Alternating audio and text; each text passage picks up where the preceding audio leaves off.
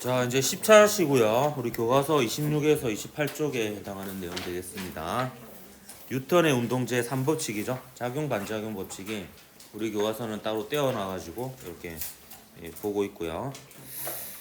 학습 목표는 뉴턴 제3법칙의 적용 사례를 찾아 힘이 상호작용임을 설명할 수 있다가 되겠습니다. 우선 뉴턴 제3법칙 작용 반작용 법칙 한번 보도록 하죠. 이것도 마찬가지로 그 통합과학 시간에 보충 수업으로 사실 했었던 내용이고요. 그때 이렇게 얘기했었죠. 힘은 상호작용이다.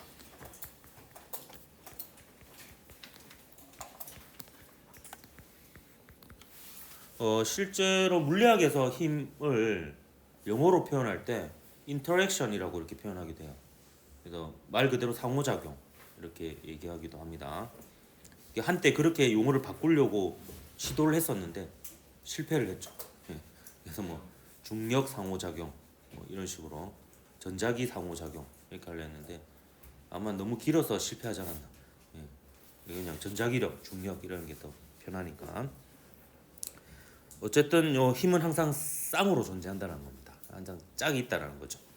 현실과는 다르게. 모든 힘이 짝이 있는 건 아니잖아. 홀도 그렇고. 미안해.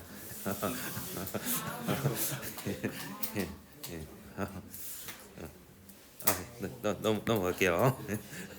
언젠간 짝이 생길 겁니다. 저도 그 23세까지는 모태솔로였습니다.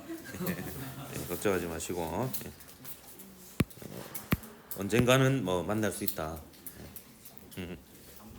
좋겠네. 그래서 A가 B에 힘을 가하면 반드시 B도 A에 힘을 가하고요. 그 두 힘은 크기가 같고 방향이 반대입니다. 동시에 작용하기 때문에 선후 관계가 없습니다. 누가 먼저고 누가 나중이고 이런 게 없어서 그냥 둘 중에 아무거나 하나가 작용이면 나머지 하나가 반작용이다. 이렇게 볼 수가 있습니다. 그래서 뭐 예전에 그런 농담했었잖아요. 그 물리학적으로 봤을 때는 모든 폭행 사건이 쌍방과실이라고. 그래서 A가 주먹으로 B의 얼굴을 때리면 B는 자신의 얼굴로 A의 주먹을 때리는 거다. 뭐 이렇게 얘기한 적 있었죠. 크기는 정확히 같고 방향은 반대고요. 그리고 로켓이 가속되는 이유도 예전에 설명했었죠. 그래서 뭐 로켓이 땅을 밀면 땅이 로켓을 미는 거 아니라 그랬고요. 로켓이 공기를 밀면 공기가 로켓을 미는 거 아니라 그랬고 실제로는 요 연료통 안에 있는 가스 분자가 폭발하면서 온 사방팔방으로 퍼져나갈 때 이렇게 대칭적인 녀석들은 결국에 로켓에 작용하는 힘이 합이 0이 되는데 요 앞뒤가 비대칭이었죠. 그래서 앞으로 가는 가스 분자가 로켓을 앞으로 미는 힘, 요 힘에 의해서 가속이 됩니다.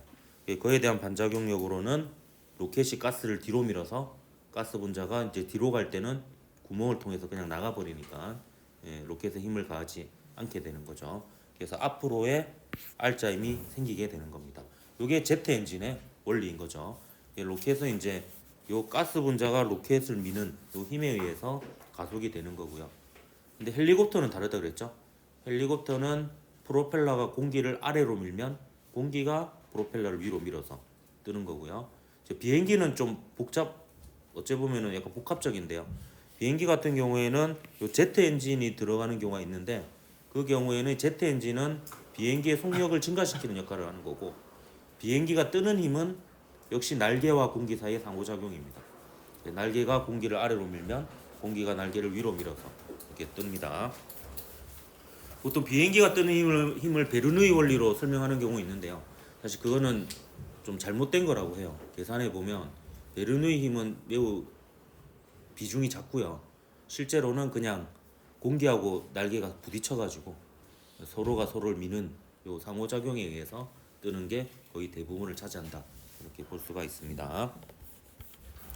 자, 이거 정리하면 힘은 항상 두 물체 사이의 상호작용이고요. 한 물체가 다른 물체에 힘을 가하면 다른 물체도 그 물체의 크기가 같고 방향이 반대인 힘을 가합니다.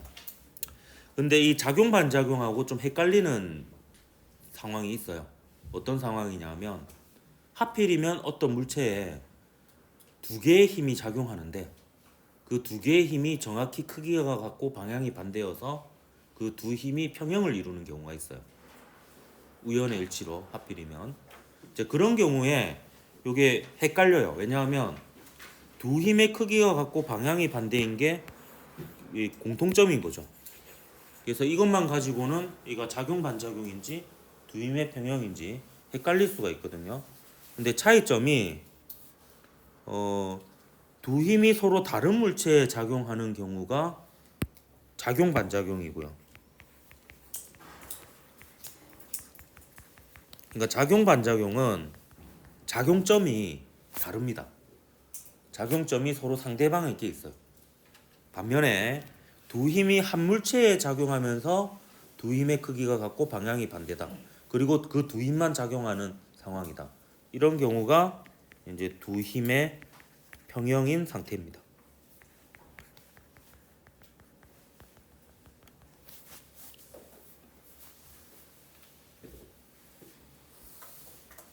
요건 예를 한번 들어보도록 할게요. 두 개의 예로 한번 설명해 보겠습니다.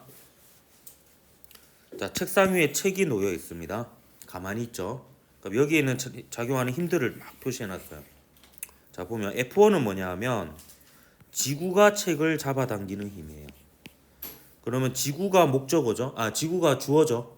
책이 목적어입니다. 그러니까 목적어가 작용점이 된다라고 보면 돼요. 이건 책에 작용하는 힘입니다. 그래서 보통 그 작용점을 화살표 꼬리가 작용점에 포함되도록 보통 이렇게 그리는 경우가 대부분입니다. 항상 지켜지지는 않는데요. 네. 그다음에 F2는 뭐냐면 책이 지구를 잡아당기는 중력이에요. 그래서 지구가 목적어죠. 그래서 지구가 작용점입니다. 그다음 F3는 책이 책상을 아래로 누르는 힘이에요. 미는 힘이죠. 그래서 이게 수직 항력이에요. 그리고 F4는 책상면이 책을 떠받치는 힘입니다. 떠받치는 것 역시 미는 힘이죠. 이게 수직으로 미는 힘, 수직 항력이 됩니다. 그래서 이 중에서 보면 작용 반작용 관계에 있는 힘은요. 정확히 문장의 구조를 봤을 때 주어하고 목적어가 서로 바뀌어 있으면 작용 반작용 힘이라고 보면 돼요. 그러면서 이제 같은 종류의 힘이면 작용 반작용입니다. 그럼 여기 보세요. 지구가 책이 지구를 당기는 동일한 중력이죠. 그래서 F1과 F2가 작용 반작용 관계에 있는 힘이라고 볼 수 있습니다. 서로 작용점이 상대방에게 있죠. 주어 목적어가 뒤바뀌어 있습니다. 그다음에 F3, F4도 보세요. 책이 책상면이 책을 그래서 주어하고 목적어가 바뀌어 있죠. 그러면 이제 작용점이 각각 책상면 책 다르고요. 서로 상대방에게 있습니다. 그래서 여기서 F3하고 F4가 또 작용 반작용 관계에 있는 힘이라고 볼 수가 있습니다. 반면에 두 힘의 평형 관계에 있는 게 있습니다. 지금 우리 관찰 대상이 세 종류인데요. 책상, 그리고 지구가 있는데 이 중에서 작용하는 힘이 모두 표시되어 있는 건 하나밖에 없어요. 책밖에 없죠. 책은 작용하는 힘이 모두 표시되어 있고요. 책상만 해도 지구가 책상을 떠받치는 힘 이런 거 표시 안 돼 있잖아요.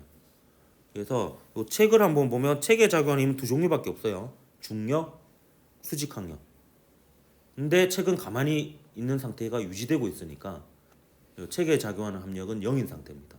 그래서 이 두 힘이 평형을 이루고 있는 상황이다 볼 수 있습니다. 그래서 보면 F1 보면 지구가 책을 당기는 힘이고요. F4는 책상면이 책을 떠받치는 힘입니다. 둘 다 책이라는 공통적인 작용점이 있는 거죠. 그러면서 이 두 힘만 작용하고 있고 이 두 힘이 크기가 같고 방향이 반대이기 때문에 두 힘의 평형 관계에 있는 관계다 이렇게 보면 되겠습니다. 그래서 F1과 F4가 두 힘의 평형 관계에 있는 힘이다 라고 볼 수 있습니다. 크기가 같고 방향이 반대지만 지금 작용점이 동일하고요. 그리고 힘의 종류도 다르죠. 요 힘은 중력이고요. 요 힘은 수직 항력입니다. 그러면 작용 반작용이 될 수 없습니다. 저 하나 더 보도록 할게요. 실에 추가 매달려 있을 때입니다. 자, F1은 뭐냐? 지구가 추를 잡아당기는 힘이에요. 추에 작용하는 힘이죠. 자, F2는 추가 실을 잡아당기는 힘이에요. 이건 작용점이 실에 있습니다. 그다음에 F3는 실이 추를 잡아당기는 힘이에요. 이건 작용점이 추에 있는 거예요. 목적어가 작용점입니다. 그다음에 F4는 추가 지구를 잡아당기는 힘. 작용점이 지구에 있는 힘입니다. 자, 이 중에서 작용 반작용에 있는 거는요. 주어하고 목적어가 서로 뒤바뀐 걸 찾으면 됩니다. 그럼 지구가 추를, 그럼 추가 지구를 찾으면 되겠죠. 그럼 추가 지구를 잡아당기는 힘. 그러니까 F1과 F4가 추하고 지구 사이에 작용하는 중력으로 작용 반작용 관계에 있습니다. F2 볼까요? 추가 실을, 그러면 실이 추를 잡아당기는 힘하고 작용 반작용 관계에 있겠죠. 이것이 동일한 장력으로 서로 주고받는 힘이 되겠습니다. 그래서 실하고 추 사이에 주고받는 이 두 힘이 작용 반작용 관계에 있고요. 반면에 두 힘의 평형 관계에 있는 힘이 딱 한 쌍 있습니다.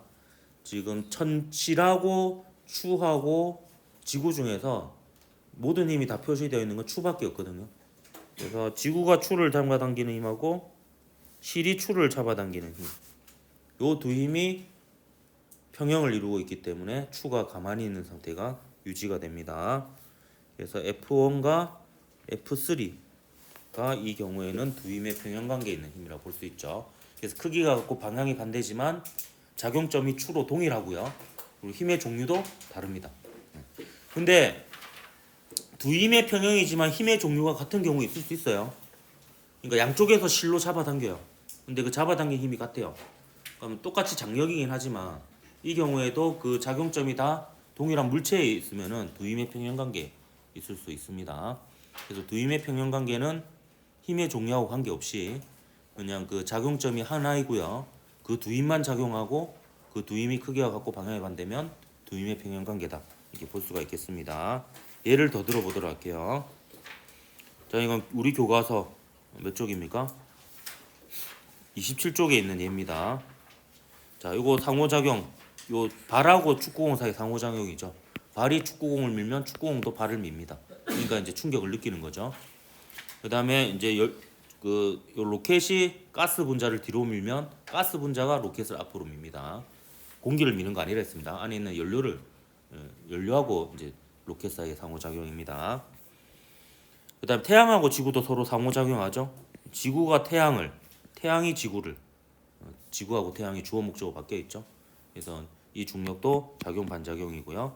그 다음에 지구가 사과가 지구를 당기는 힘도 작용 반작용 관계라고 볼 수가 있겠습니다. 아, 농담 하나 빠졌네요. 해보기 할 때는 눈을 개슴츠하게 뜨고 봐야 되죠. 눈이 부실 수 있으니까. 이해 못했어요? 요건 했으니까 넘어갑시다.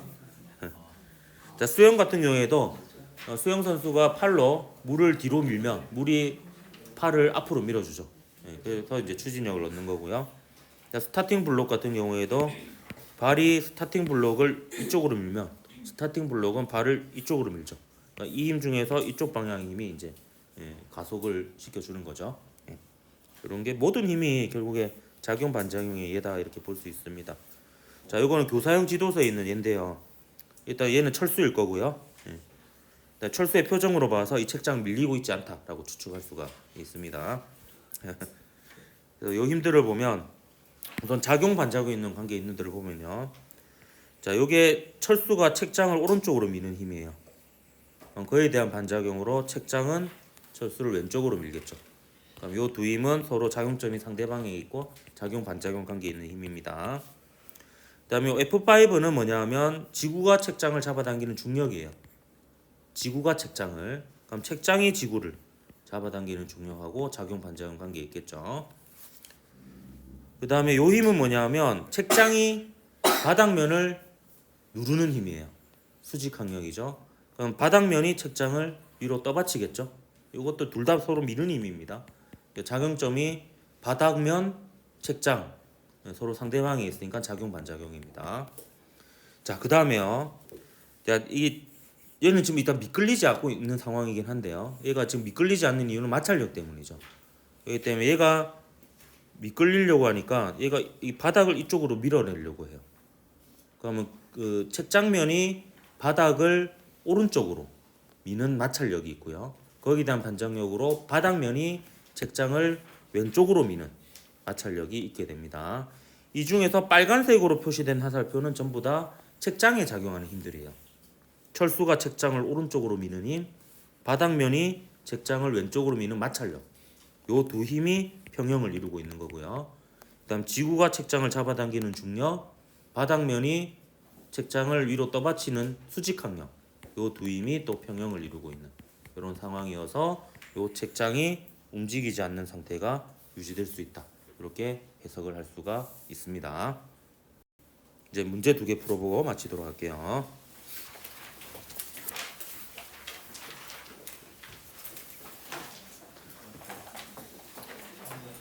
2022년 10월 고3 학력평가 3번 문제입니다. 그림은 자석 A와 B가 실에 매달려 정지해 있는 모습을 나타낸 것이다. 이에 대한 설명으로 옳은 것을 모두 골라라. 자, 기억 같은 경우는 땡큐죠. 지금 정지 상태가 유지되고 있잖아요. 그럼 보나마나 A에 작용하는 알짜임 0이고요. B에 작용하는 알짜임도 0입니다. 정지 상태가 유지되고 있으니까. 자, 그 다음 니은요. 자, 보세요. A가 B에 작용하는 자기력과 B가 A에 작용하는 자기력, 정확히 대칭이죠. 주어하고 목적어가 반대로 되어 있고 동일한 자기력입니다. 그러면 당연히 작용 반작용의 관계에 있다라고 볼 수가 있겠습니다. 자, 그 다음에 디귿. B에 연결된 실이 B를 당기는 힘의 크기는 지구가 B를 당기는 힘의 크기보다 작다 했는데요. 둘 다 B에 작용하는 힘이죠. 그럼 B에 작용하는 힘을 빠짐없이 다 써봐야지 이 두 개의 크기를 비교해 볼 수 있을 것 같습니다. 자, 이럴 때 이제 여러분이 처음에는 이게 익숙하지 않아서 어려워하는데요. 자, 어떤 물체에 작용하는 힘을 빠짐없이 다 이제 표시하는 방법을 얘기해주면 일단 저는 이 단계를 거칩니다. 접촉에 의한 힘을 먼저 살펴봐요. 그럼 접촉에 의한 힘은 두 종류밖에 없어요. 따지고 보면 실에 연결되어서 실이 잡아당기는 경우하고요. 그 다음에 물체하고 물체가 서로 맞닿아 있어서 그 물체가 미는 수직항력, 이 두 가지밖에 없거든요. 그리고 그 다음으로 할 게 원격작용이에요. 원격작용이라고 할 수 있는 것은 지구가 잡아당기는 중력이라든지 자석 사이에 작용하는 자기력이라든지 아니면 전하를 띤 물체들 사이에 작용하는 전기력, 이런 것들이 있을 수가 있습니다. 그러니까 우리가 B에 관심이 있는 거예요. 그럼 B에는 지금 접촉되어 있는 게 뭐하고 접촉되어 있어요? 실하고 접촉되어 있죠. 이거밖에 없죠. 그럼 접촉에 의한 힘은 그거밖에 없습니다. 그래서 실이 B를 잡아당기는 힘. 그러니까 B에 연결된 실이 B를 당기는 힘. 이걸 제가 파란색으로 표시해 볼게요. 그럼 접촉에 의한 힘은 끝났습니다. 그다음 원격 작용을 봐야 되겠죠. 그러니까 원격 작용으로 일단 지구가 B를 당기는 힘이 있어요. 그게 중력이죠. 그거는 방향이 이쪽 방향일 겁니다. 요게 중력입니다. 적을게요. 요거는 장력이죠. 근데 이것만 있는 게 아니죠. 지금 원격 작용이 더 있습니다. 요 두 자석 사이에는 자기력이 작용하죠. 근데 그 방향이 B의 입장에서는 어느 방향이에요? A에서 밀리니까 아랫 방향이죠. 자기력입니다. 그래서 요거 두 개 더한 게 요게 돼요. 그러면 누가 더 큰 거예요? 네, 장력이 더 크죠. 왜냐하면 장력은 중력에다 자기력 더한 거예요. 그렇기 때문에 이제 요 B에 연결된 실이 B를 당기는 힘이 지구가 B를 당기는 힘 크기보다 크다라고 볼 수가 있는 거죠. 그래서 기니만 맞아서 피그가 답이 되겠다. 기니 피그. 예, 하하. 넘어가도 되겠니? 자, 그다음 2022년 11월 수능 6번 문제입니다. 자, 이 문제 하기 전에 그럼 저울에 나타나는 눈금의 의미에 대해서 제가 보충 설명을 하도록 할게요. 자, 저울에 나타나는 눈금이라는 것은 따지고 보면 저울 위에 있는 물체가 저울을 누르는 힘이에요. 근데 그 힘으로 구할 수가 없어요. 대부분 상황은. 왜냐하면 저울에 작용하는 힘을 모두 표현해 놓지 않아요. 보통 대개의 문제는. 그러면 그 힘을 못 구할 때는 반작용력을 생각해야 됩니다. 그래서 저울에 나타나는 눈금은 여러분 항상 어떻게 구하면 되냐면 그 위에 있는 물체를 떠받치는 힘. 요게 저울에 나타나는 눈금이에요. 그래서 그렇게 기억을 하십시오. 저울에 나타나는 눈금은 그 저울 위에 있는 물체를 저울이 떠받치는 힘이 요게 거기에 나타나는 눈금이다. 즉 수직 항력이 저울에 나타나는 눈금이다. 이렇게 보면 되겠습니다. 자, 그럼 그림과 같이 무게가 1N인 물체 A가 저울 위에 놓인 물체 B와 연결되어서 정지해 있습니다. 이때 저울에 측정된 힘의 크기가 2N이라 되어 있잖아요. 그럼 이 2N이 뭐다? 저울이 B를 떠받치는 힘. 예, 또 빨간색 좀 표시할게요. 이게 2N이라는 거예요. 자, 그리고 A의 무게 나왔죠. A의 무게가 몇 N이에요? 1N입니다. 무게는 기억납니까? 게. 그래서 이미 힘입니다. mg. 그래서 여기에 뭐 여기다 또 중력학도 곱하면 안 돼요. 1N이라면 얘는 무게가 1N이니까 질량은 한 0.1kg 정도 되겠죠. 이게 1N입니다. 그러면 자 A도 지금 정지 상태 있잖아요. 그럼 A에 작용하는 합력도 0이 돼야 돼요. 그러니까 원격 작용은 이거밖에 없죠. 없고 접촉되어 있는 게 뭐 있죠? 실이 있습니다. 그럼 실도 잡아당기겠죠. 얼마나 잡아당기겠어? 예, 1N으로 잡아당기고 있는 거예요. 근데 이 도르래는 무시무시한 도르래입니다. 예, 그렇기 때문에 이 실은 동일한 실이라고 볼 수 있죠. 그러면 이 실이 B를 잡아당기는 힘도 몇 N이다? 1N이라고 볼 수가 있습니다. 그러면 B에 작용한 힘이요, 보세요. 접촉에 있는 힘은 다 표시된 셈이에요. 실이 잡아당기고 있죠. 그리고 바닥면이 떠받치고 있죠. 그럼 접촉에 의한 힘은 다 표시했습니다. 그럼 남은 건 뭐예요? 원격 작용이에요. 그러면 자기력 이런 건 없으니까 중력이 남죠. 그럼 B의 무게가 얼마라는 거예요?